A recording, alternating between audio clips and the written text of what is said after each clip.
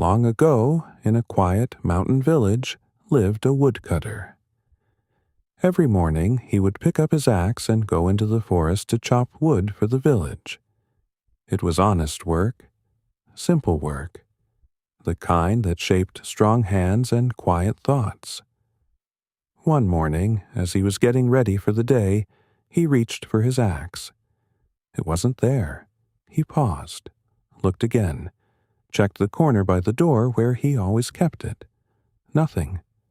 He searched the shed, moved aside bundles of rope, lifted empty baskets, walked around the outside of the house. Still nothing. A slow heat rose in his chest. It has been stolen.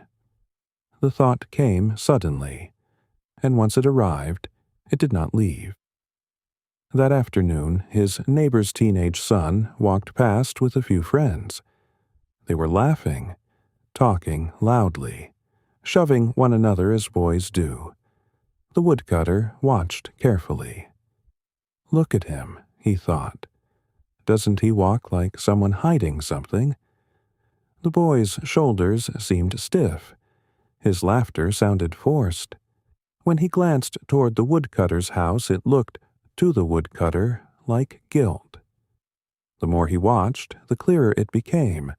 The boy's posture was suspicious, his expression guarded. Even the way he spoke to his friends seemed like boasting. For several days, the woodcutter studied him. Every movement confirmed it. Every glance sealed it. He no longer saw a boy. He saw a thief.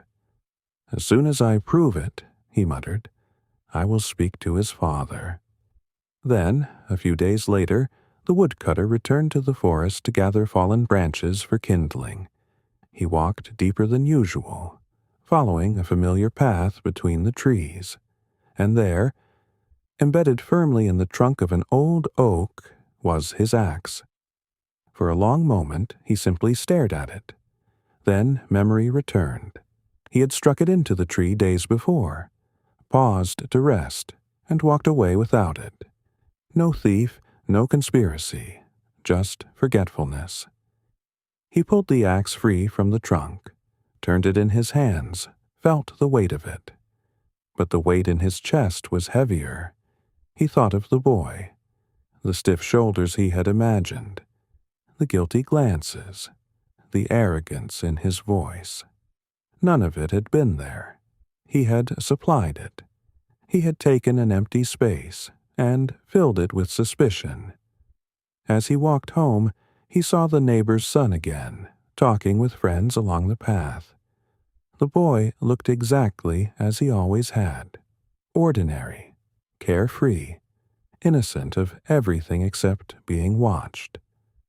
The woodcutter slowed his steps. For days he had looked at this young man and seen a thief.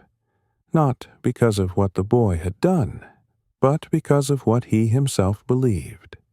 He said nothing. He did not explain. He simply carried his axe home, and carried the lesson with him. Sometimes we do not discover the truth about others. We discover the stories we were telling ourselves.